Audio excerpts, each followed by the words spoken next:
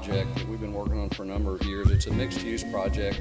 It's a block and a half down the street here on Young. So if you go that way down the park, on your right-hand side is where it is.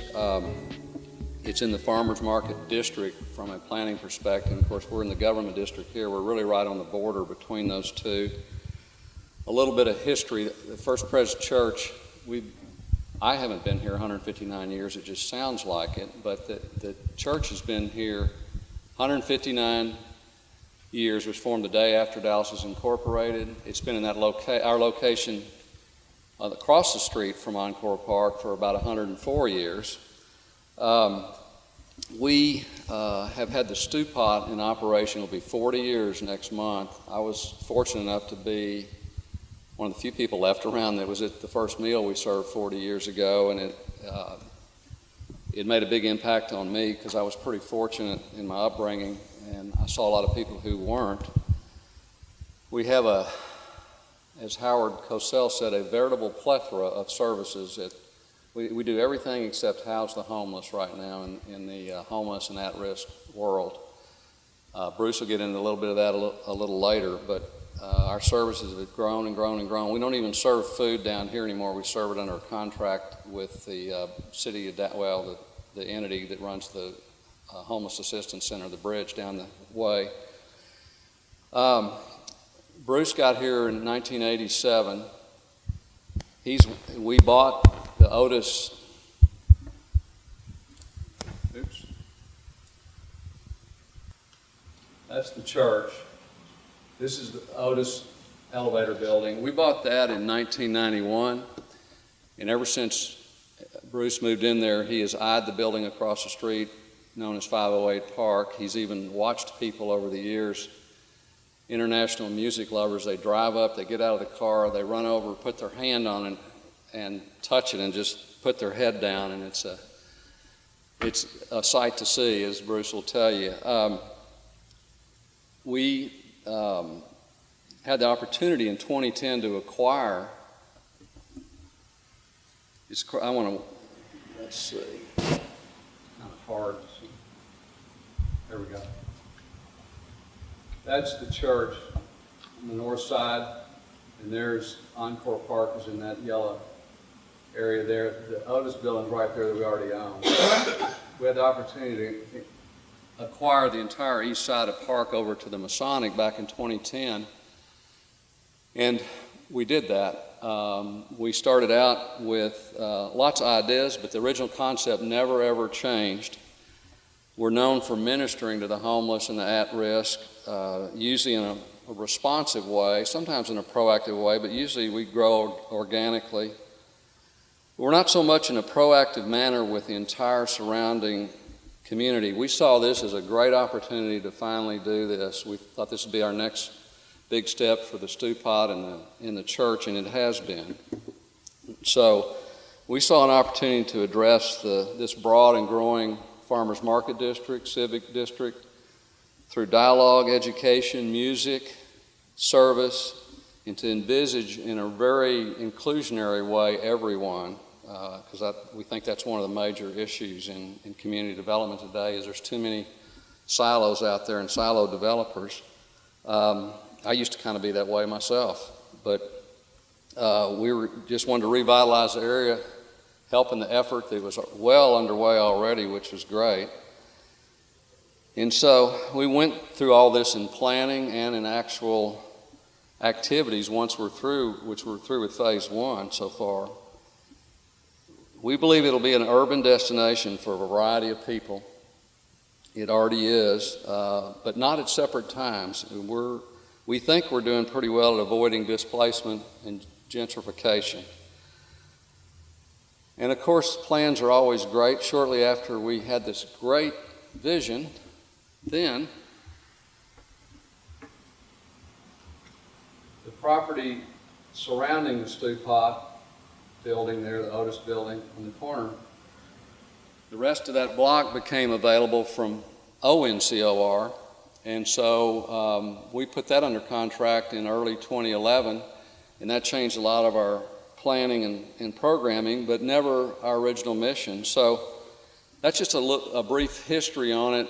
I'm going to turn it over to Bruce here in a second, but I'm going to show you what we are headed towards, and so far we're doing pretty well on this.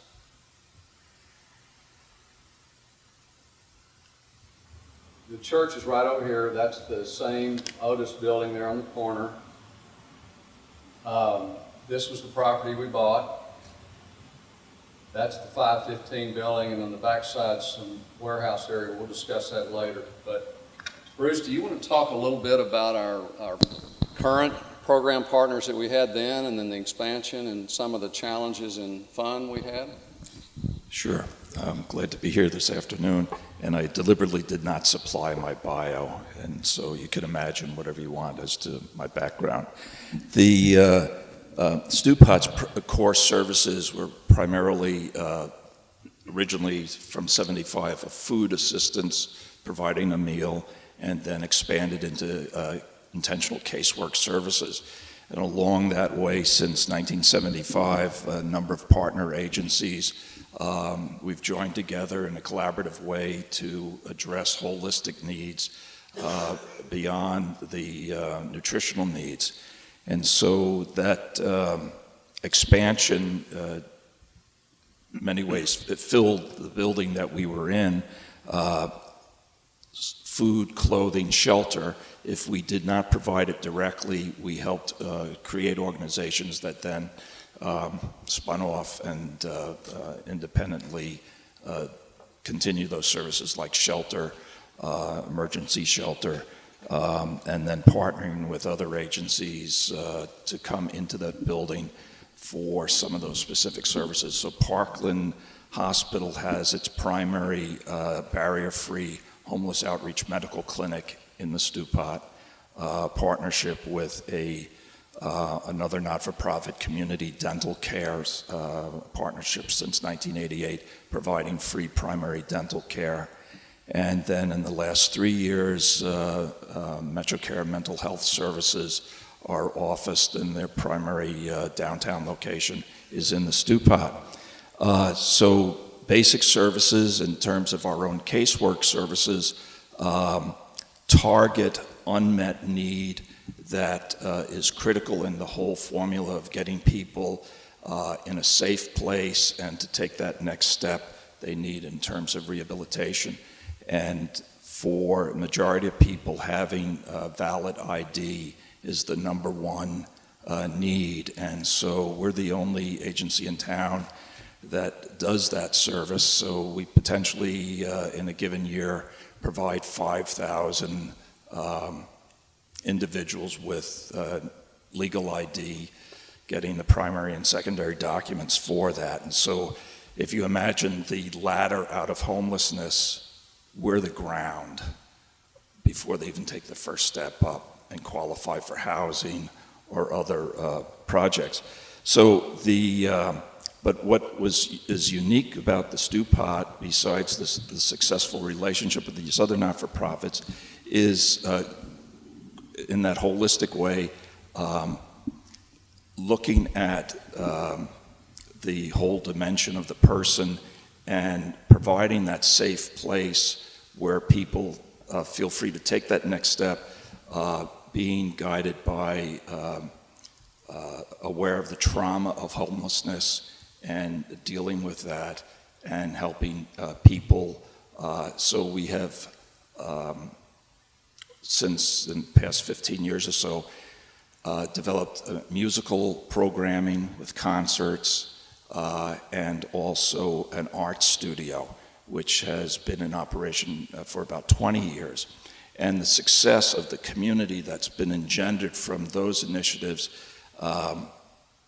encouraged us to explore a greater expansion and expression and the exploration of entrepreneurial projects that will help people earn money as well as the self-esteem. Now, when we first walked in, I saw someone over there had a copy of Street Zine, and you probably bought it from one of the vendors. And the Stewpot publishes Street Zine. That's an entrepreneurial project.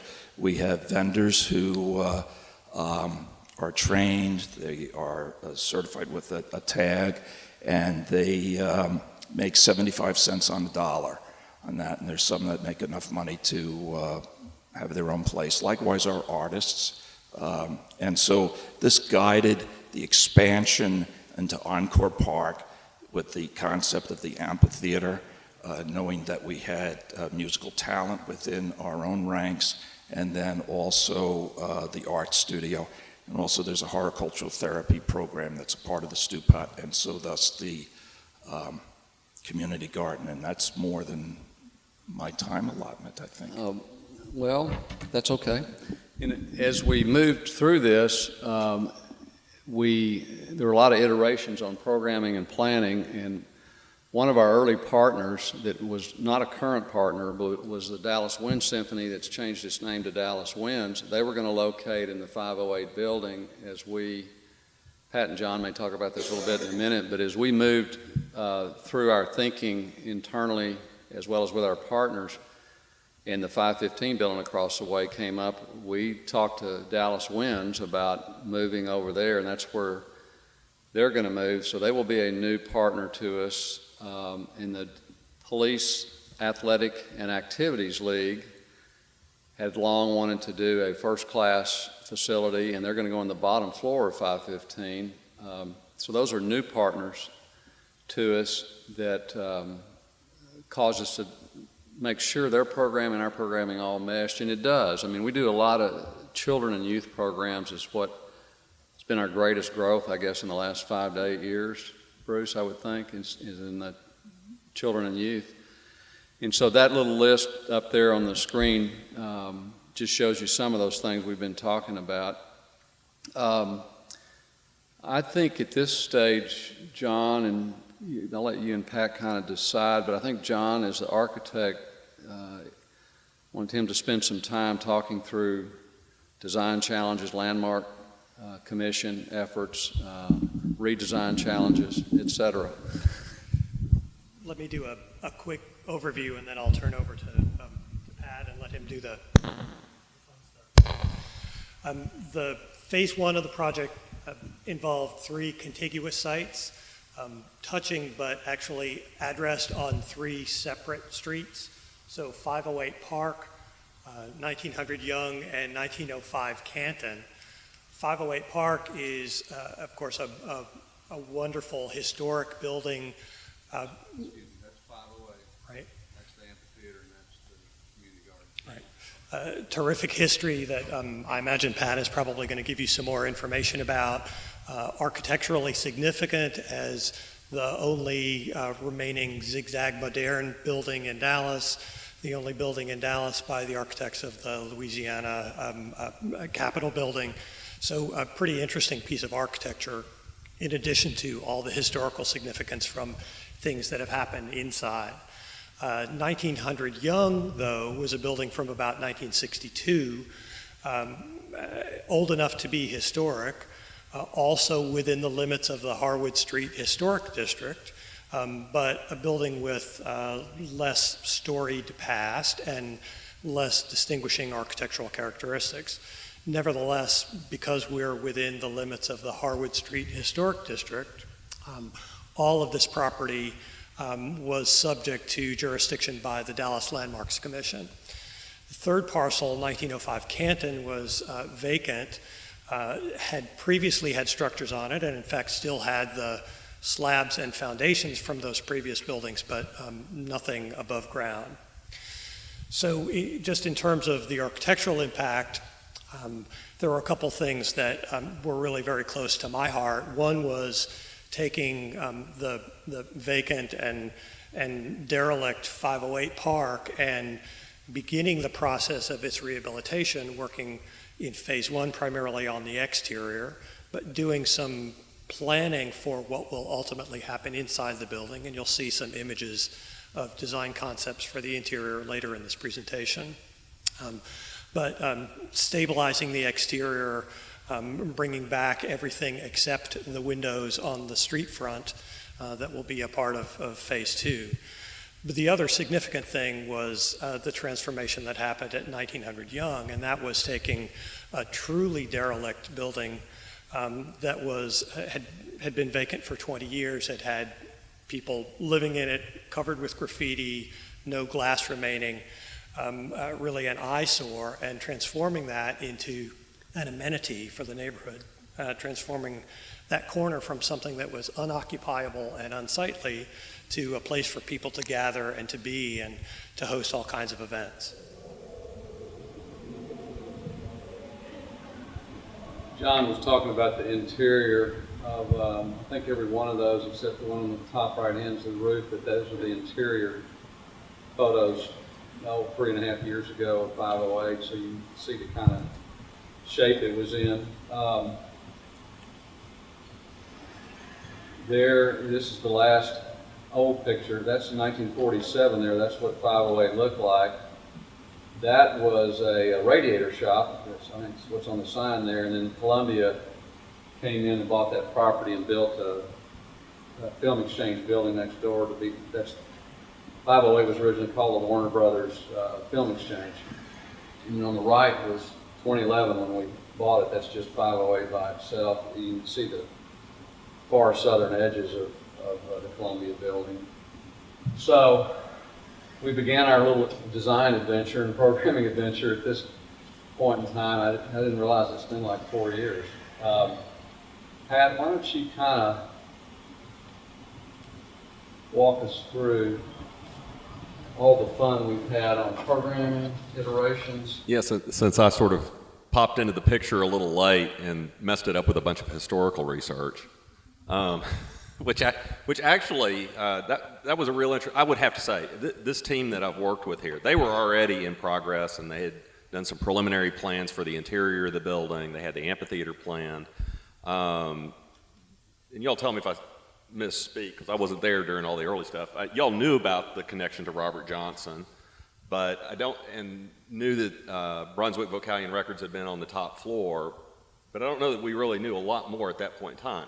I'd grown up here in Dallas, and I didn't know what all had happened in that building. So I had overheard at church one day that the Stewpot had bought the 508 building, and I'd taken this history of rock and roll class at the University of Texas at Austin in my engineering curriculum. And not that that wasn't a core part of the curriculum, although it should be for everybody.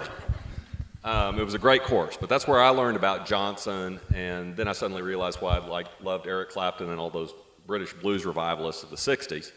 And I remember turning around in the church and going, my God, do they know what they bought? And so anyway, I found out who was on the committee, and they were like, well, yeah, we know. And I said, well, how about let me do some digging on this. And actually one of the other committee members, Carol Adams, Bruce's spouse, volunteered to help me do some of the digging, and it was amazing.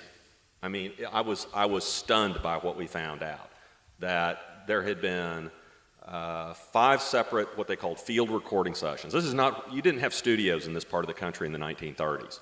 The engineers would come set up for 3 or 4 weeks at a time, and then they'd move to the next location. So the equipment came to the bands, not the bands going to the equipment. And they made 843 recordings in this building in 1935, 37, twice in 38, and then they moved out but came back to use a room, which some people refer to as the studio, in 1939. And we found out that not only had Robert Johnson been recorded there, the first recordings of Bob Wills and the Texas Playboys were made there. The vast majority of the Light Crust Doughboys recordings of the 1930s, well, and Wills, had been made there. There were more black artists that had recorded there, like Black Boy Shine from Houston, a woman named Kitty Gray and her Wampus Cats, a wonderful piano player named Dusky Daly, which we still are trying to find out more information about.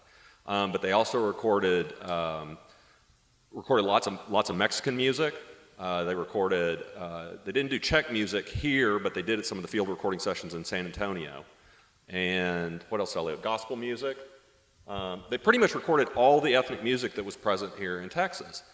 And it was about that time, I think I floated out this idea of, having had a grandfather that ran a museum, I'd always kind of played around with setting up exhibits in my room at home as a kid. So I had this art wall, laid out like it was the Dallas Museum of Art. Wasn't quite, but you get the idea. And, I thought, well, I could do something like that in the 508 building. So I floated out to the committee. Hey, let's do some if people are going to come to the building, we can't turn them away. And the committee was like, kind of, well, yeah, that makes sense. So let's do some exhibits in there. And then Carol, I think it was Carol, said, oh, you mean like a museum? And I'm like, it just stunned me. I mean, it was like the light bulbs started going everywhere. And I thought, well, I guess it could be. And she said, well, who would we get to help us with that? So here I go. I start scrolling through all the experiences of everything I've encountered, because I've always loved music, always loved art, always loved architecture. Spent lots of time with my grandfather absorbing all of that. And I'd run across this guy named Alan Governor that runs an organization here called Documentary Arts he's not from the area, but he spent pretty much his whole career documenting in various ways through plays, books, music, the culture of Texas and the surrounding states. And he had done a thing called the Living Texas Blues in the early 80s when the DMA did a Lone Star Regionalist exhibit that had my grandfather and a lot of his contemporaries in it. And that's how I had learned of Alan. And long shot, I don't know why I said it. I said, well, Carol, there is this guy named Alan Governor. So we went and we talked to Alan. He was skeptical about, this sounded like a really odd project for a church to be doing, right? But he said he would consider it, and he might meet with us. So Carol was very persistent, got a first meeting. We talked with him. And I think he was still very skeptical, but he agreed to some meetings. We talked for a while. Anyway, fast forward a little bit. We started recognizing that the history of the building, especially the multi-ethnic aspect of the building, and also the fact that it was in the Depression, and that art and music, and my grandfather had even participated in a couple of WPA programs doing murals in public spaces. So I knew that whole story. I heard a great interview one time with my grandfather where he said that the government finally realized that they needed to do more than just feed and clothe the masses. And so they created these art programs where people could go into like these post offices in these little towns and do a piece of public art to help inspire people to get to that next level. And it was like, boom! God, that's what the Stewpot does. So Alan said, we got to do this thing, we're going to call it the Museum of Street Culture, and we're going to use that to help people see the parallel between what the Stewpot does in using art and music to take people to that next level in the Maslow hierarchy. Very similar to the way art and music affected folks during the Depression. And that's when that's when John goes, you want to do what? We've already got this all laid out. And it was about the time the 515 building came available. And so there was... there was good things, a magic alignment starting to happen. Yeah. Dallas Winds said, yeah, we'll move over there, which kind of shocked me.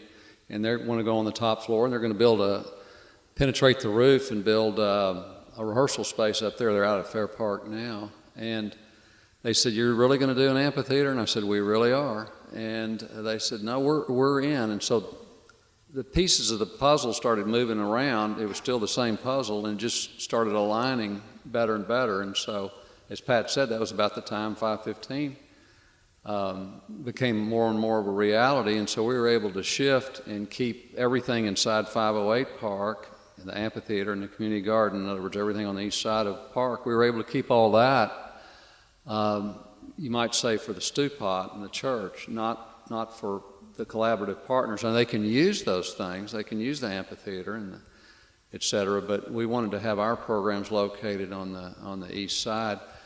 I want to jump back to something for a minute, since I work for these guys, and this is the one time I get to boss them around.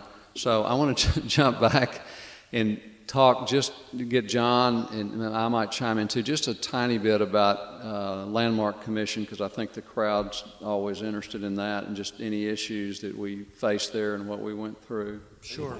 Talk about the windows. Yeah. So the fact that the building is designated as a City of Dallas historic landmark means that any modifications to the building exterior that are not considered routine maintenance have to be reviewed and approved through what the city calls a certificate of appropriateness process, which means that we make a presentation first to the task force that looks at the Harwood Street District. And then the proposal is reviewed by city preservation staff, and ultimately it's reviewed by the Dallas Landmark Commission.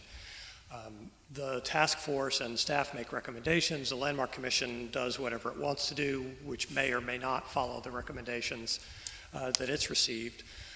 And that whole process takes anywhere between 30 and 60 days to go through a review cycle.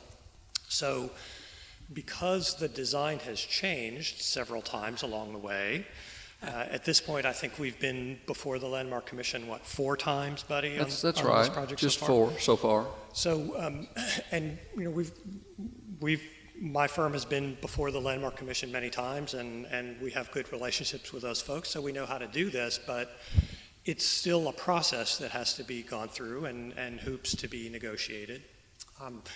There was actually a lot of controversy with the first submission to Landmark about the demolition of 1900 Young because of concern about preserving the streetscape. And so one of the compromises that was made in those negotiations was to initially the compromise was to preserve the corner of that building, which was stacked ledge stone, different kind of construction than most of the rest of the building. Ultimately, the corner of that building was so unstable that there was real concern that if we removed any of what happened behind it, that the whole thing was going to fall down, and nobody was going to be very happy about that.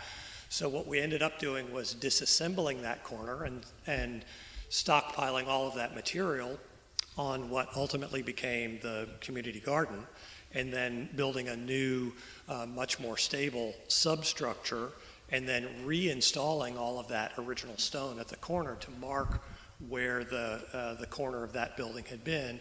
And that corner still remains as part of the amphitheater, and because it's taller than the screen wall around the amphitheater needed to be, we used that extra height as a lighting platform. We took a bell that had belonged to the church that was originally located elsewhere, remounted that from a new structure at the top of that tower element, so it becomes a real symbol that ties the amphitheater and the church together. No, it's never easy, and that was actually kind of fun, though, doing.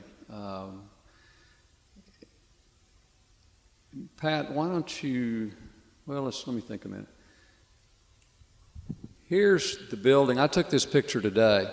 This is the 508 building today from an angle. It was the best I could do. The sun was not perfect, etc. But we're going to show you some of the pictures of Phase 1 now, and you're going to see some of the programming things that we actually put in play. I know I said in the beginning, but I want to reiterate, throughout this process, we involved lots of constituencies, not only ourselves. It's not just another Presbyterian committee sitting around meeting or a project management meeting with John talking about things. We reached out to the neighbors. We reached out to the Farmers Market Stakeholders Association. We got people in the community involved, and I think that's one of the things y'all are here to hear more about. And that's what's making things in urban development in particular work today, in my opinion.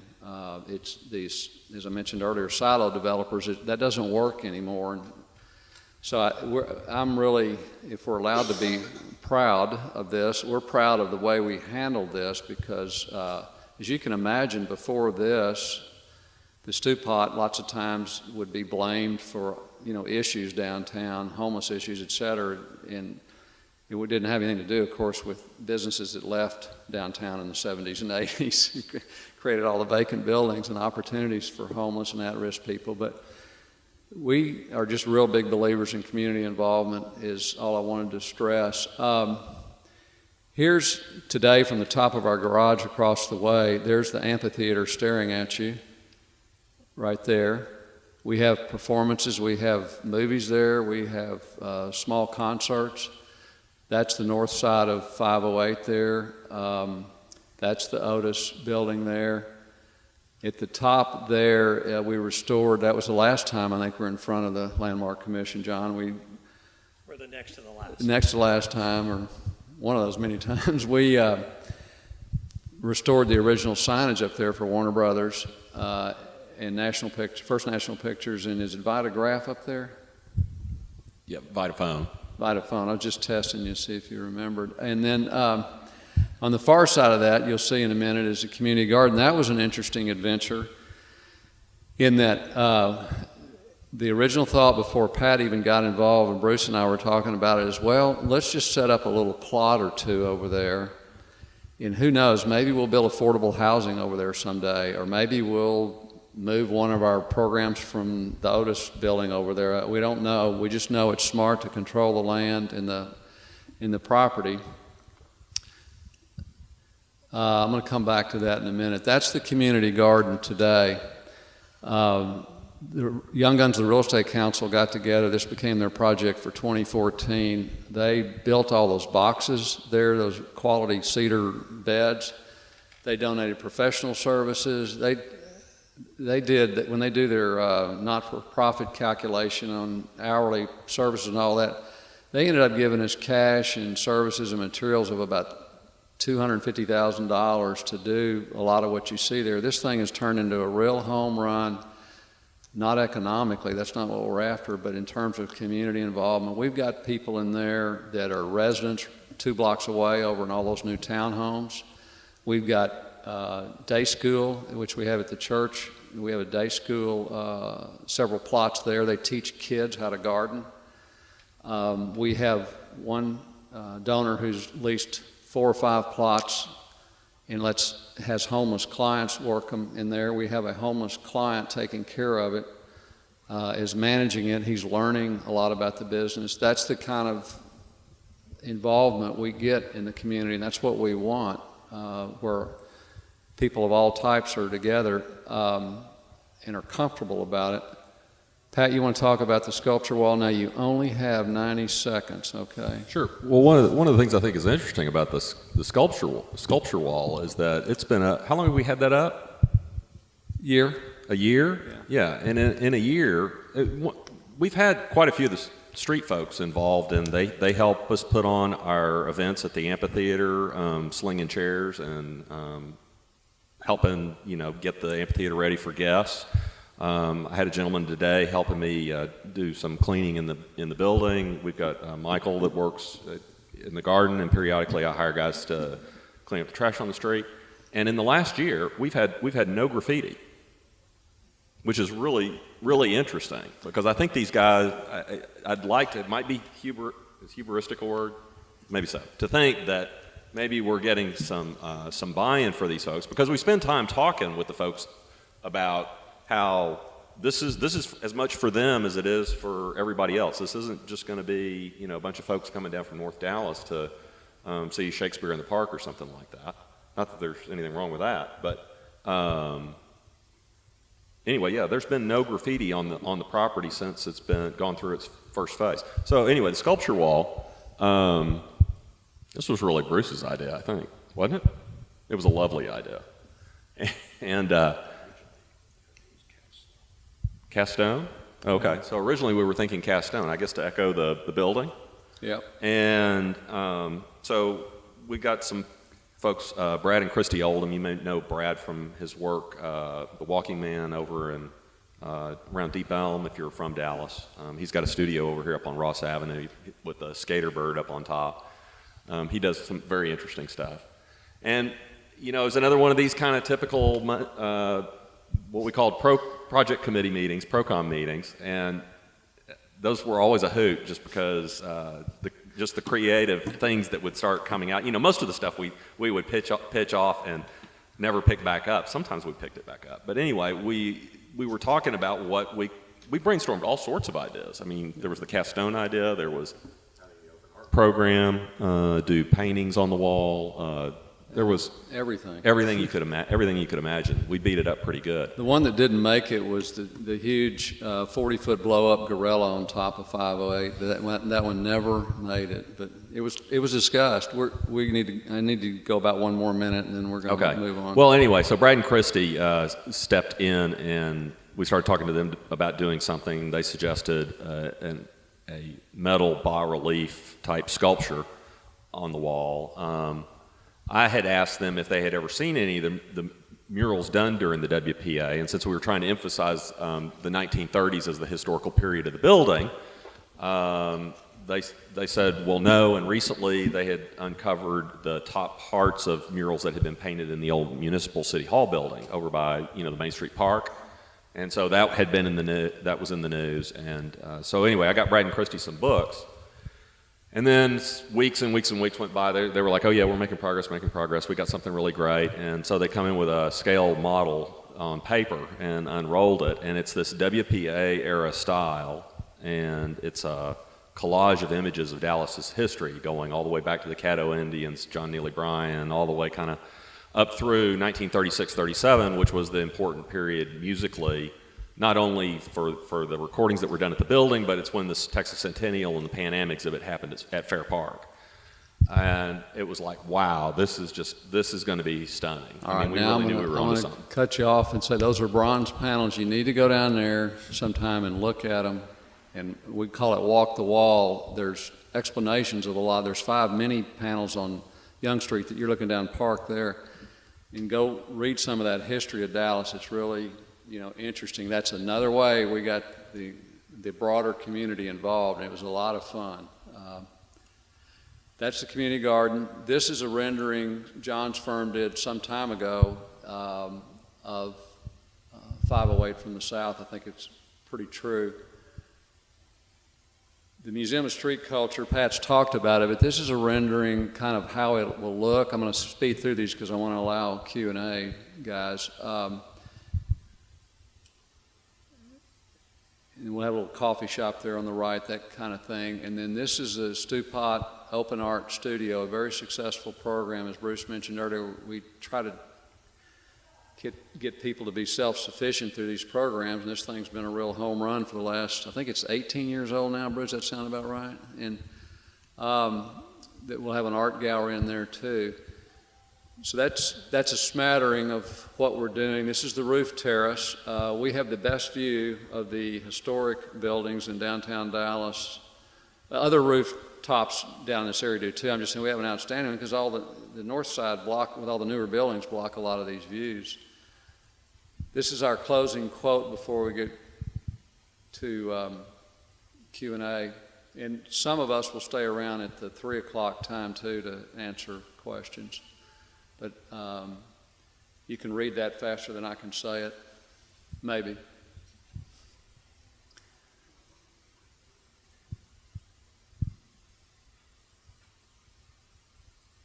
So that's our project. We believe it addresses community needs. We have had a lot of fun doing it. This is just phase 1 when we close on 515 Park. And the building on St. Paul is connected to it. Dallas Winds Police Athletic and Activities League and MetroCare and Crossroads Community Services, which has been with us 15 years on the 2nd floor of the Otis building. They will move around there. They're the largest distributor in the North Texas Food Bank system. A lot of people don't realize it, and they move it up and down this incredibly wonderful ancient elevator that's in the Otis building. And yes, it's an Otis elevator and it still works, but they move about 2 million pounds of food up and down this thing every year, and they really need some help. So they're gonna move around the other side. So that's it. Questions, comments?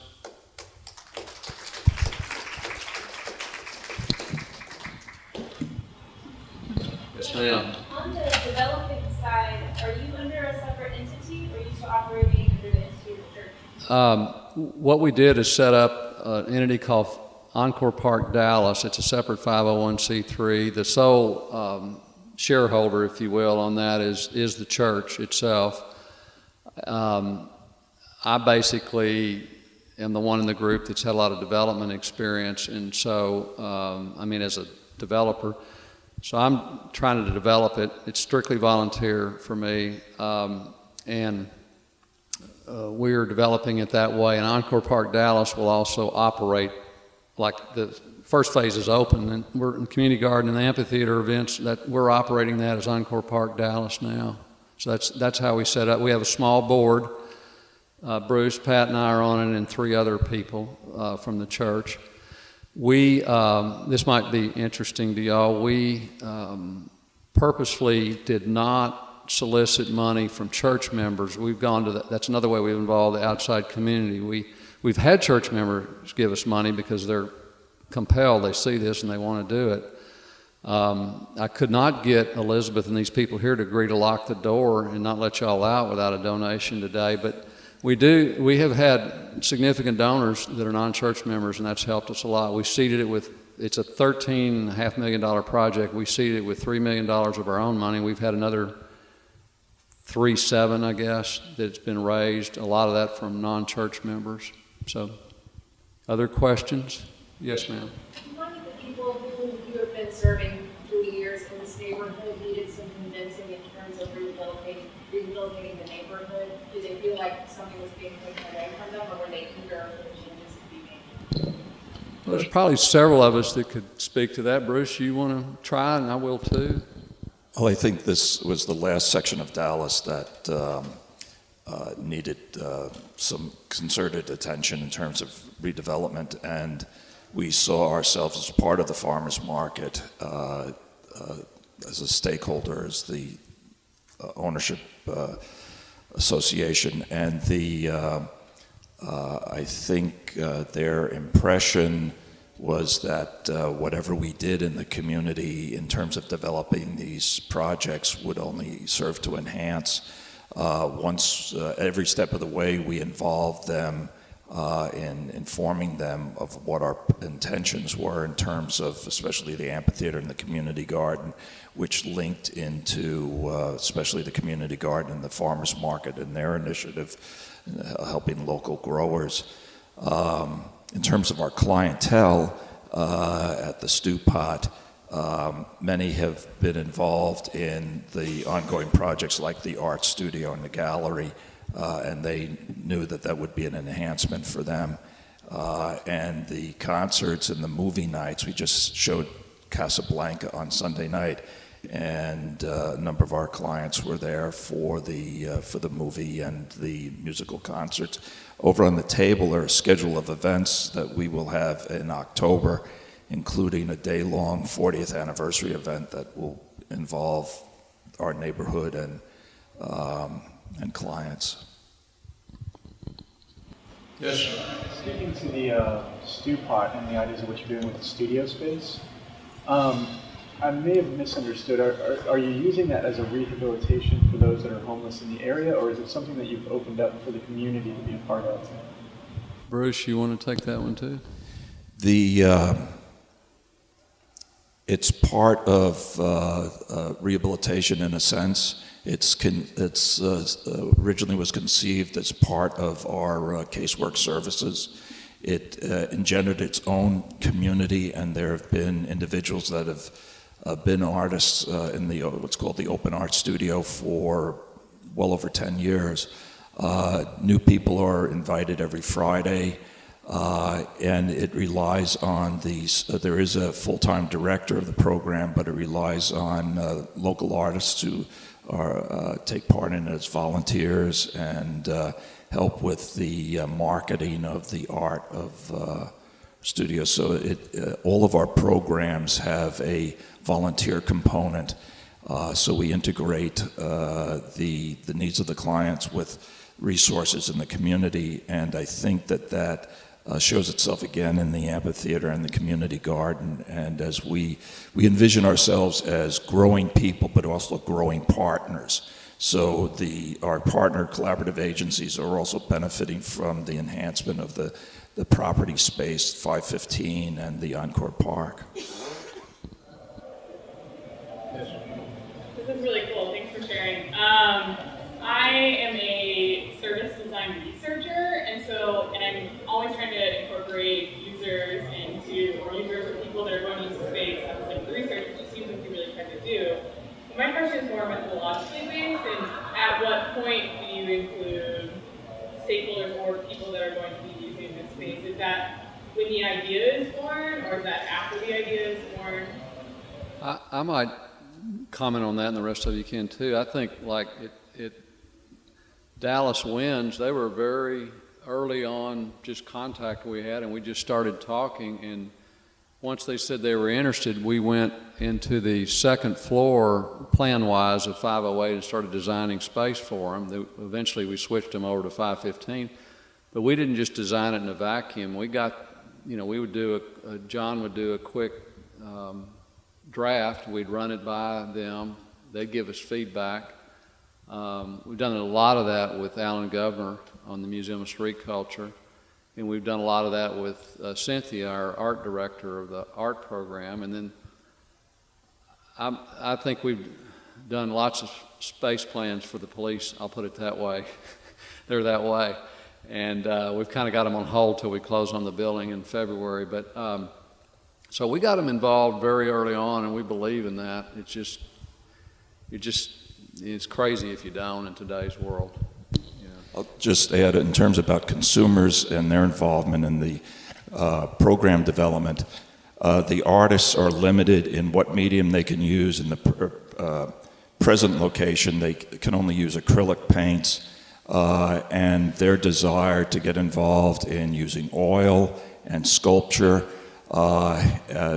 developed as we got their input, and also the fact that a number of individuals need more solitude than a community space, and so having more square footage to allow us to have more individualized space, creative space. In terms of the education and input, we've done several surveys of our clientele, and one of the things that Pat can tell you about is that Robert Johnson's contribution to music is generally not known by people in our clients who grew up in the vicinity of this property. So we have shared some of the movies that were available about Robert Johnson.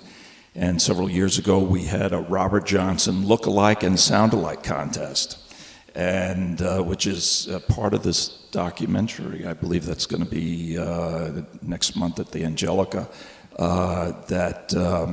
So that people got involved in the history. We also recruited people to serve as docents in telling the story of the wall. It's 2 o'clock. Y'all tell me how much longer we can go, but yes, sir. Your clients, the homeless, what kind of population are we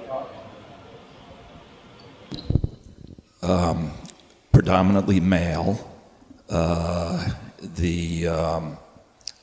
Probably it's about 65% African American, 25 or so percent Latino, and then Anglo.